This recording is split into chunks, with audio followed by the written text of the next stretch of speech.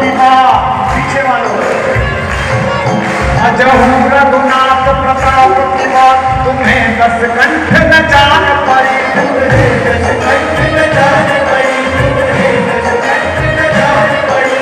तेलन तूलन पूछ जरी, तेलन तूलन पूछ जरी न जरी गढ़ लंक जराय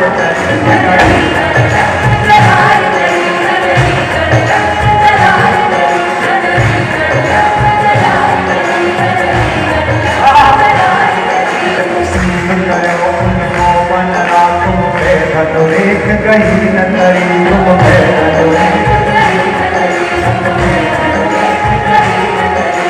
वानर वानर सोन मध्यो तुम मारी बांध के बात करी,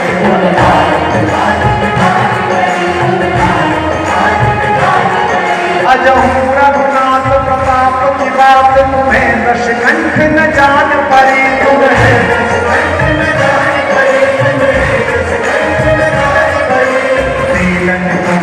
पूछ जरी न जरी गढ़ लंक जराय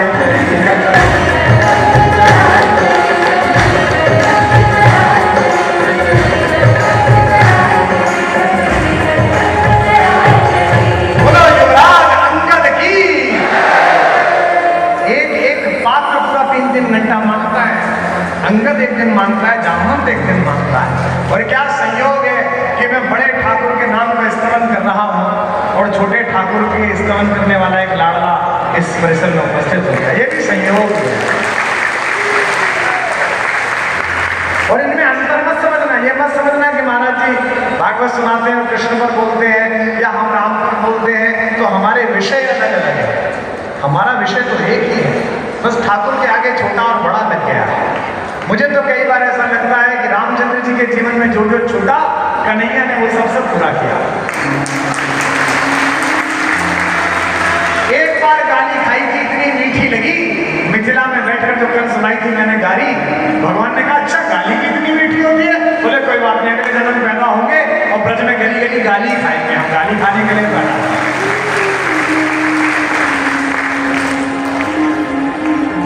आप सब तो सुनाते ही हैं, कितना अद्भुत प्रसंग है कि कन्हैया जब 14 वर्ष के हो गए और उन्होंने कंस का वध कर दिया और कारावासाधीन अपनी भौतिक मां माता देवकी को उन्मुक्त कराने के लिए जब कन्हैया पहुंचे, जेल के बंधन तोड़े, तो मां बहुत नाराज हुई और देवकी ने उनको एक थप्पड़ मारा और कहा रे मावरे, लोग कहते हैं तू बड़ा शक्तिशाली है, तेरे में बड़ी ताकत है, तूने गिरिराज उठा दिए और मां की याद 14 साल बाद आई, 14 साल मां से दूर रहा।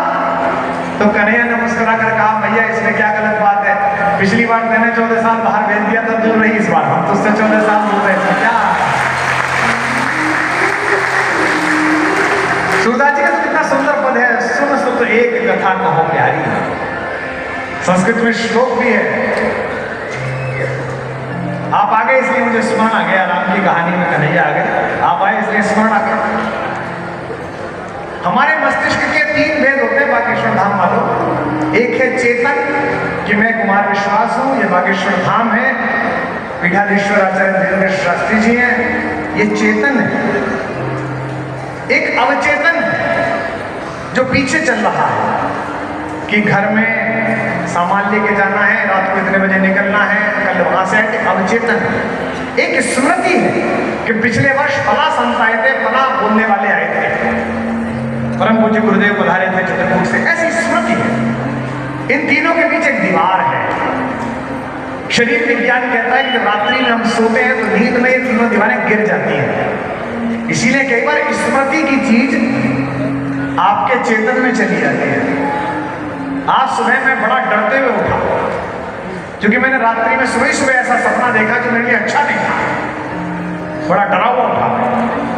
नहीं ये क्या है, स्मृति की कोई चीज वास्तविकता में आती है जबकि उसका कोई अस्तित्व नहीं है, स्मृति में से आती है। कन्हैया 1.5 वर्ष के हैं, खेल के आए हैं, बहुत थके हुए हैं, बहुत उधम काटा है दिन भर।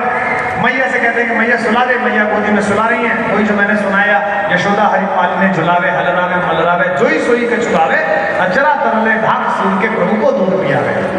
भैया कहते कहानी सुना भैया। माँ कहती है तू सो जाता है, कहानी पूरी नहीं सुनता है। बोले नहीं सुनूंगा। बोले तू थका हुआ है, तू सो जा। नहीं भैया कोई कहानी सुन। भैया कहती है एक ही शर्त है कहानी सुनाने की, मैं कहानी सुनाऊंगी तो हुंकारा भरेगा। हमारे यहाँ हुंकारा कहते हैं, आप क्या क्या कहते हैं? हुंकार। आप क्या कहते थे? हमारे फूफा जी थे महाराज, वो जब तक हुंकारा नहीं भरते थे बात नहीं करवाते थे आगे। जैसे वो कहते थे कि हम महाराज जी, हम दोनों लोग गढ़ा से निकले भाई साहब छतरपुर के लिए, गाड़ी में बैठ के। किस में बैठ के? अब जब तक आप गाड़ी में बैठते हो वो छतरपुर जाने को तैयार नहीं। वहां से झांसी के रास्ते में हम दोनों ने भाई साहब खाना खाया 150 रुपए में। कितने में? हाँ, जब तक 150 नहीं बोलो तो खाना खाने को तैयार नहीं। वो हुंकारा भरवाते थे। तो माता यशोदा कृष्ण से कहती है तो हुंकारा भरना, आप लोग को भरना। श्लोक आता है, रामो नाम बभूव हुम तद्बला सीते की हुम। कहानी सुना रहे हैं, आप तो सबके स्मरण में है ही, इनके लिए सुना रहा हूं। मैया ने कहानी सुनाई कि बेटा एक जमाने में राम नाम के एक राजकुमार हुए थे। क्या? उनकी पत्नी का नाम सीता था। तुम तो अभी से सो गए, क्या जागोगे? कन्हैया से पहले ही सो गए? कन्हैया में तो विराम आएगा आज का 3 दिन का। हम कथा समाप्त नहीं करेंगे आज, हम कथा समाप्त नहीं करेंगे चाहे नाराज हो जाए।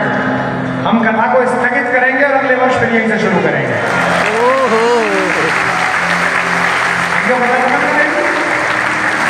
आपका ही थोड़ी है पीठ, हमारा भी है। बुलाओ मतलब हम मतलब के खुद ही आ जाएंगे। रामो नाम बभूव हुम, राम नाम के एक राजा थे, उनकी सीता नाम की पत्नी थी। वो पिता के कारण ताम पितुर्वाचा पंचवटी तटे विहरस्त, वो पिता की आज्ञा पर पंचवटी चले गए। वहां एक बार जब वो जंगल गए थे, अब यहां तक कन्हैया नींद में चले गए। सुनो, हल्की सी नींद है, हल्का सा जागरण है। और मैया ने कहा यशोदा ने कि वो जब एक बार रामचंद्र जी जंगल गए थे तो उनकी पत्नी का अपहरण करने के लिए रावण साधु का वेश बना के आ गया। जैसे ही मां ने ये कहा, तुरंत उछलकर 1.5 साल के कन्हैया ने नींद में कहा, लक्ष्मण मेरा धनुष कहाँ है? आज इस बीच को मैं यहीं मार दूंगा।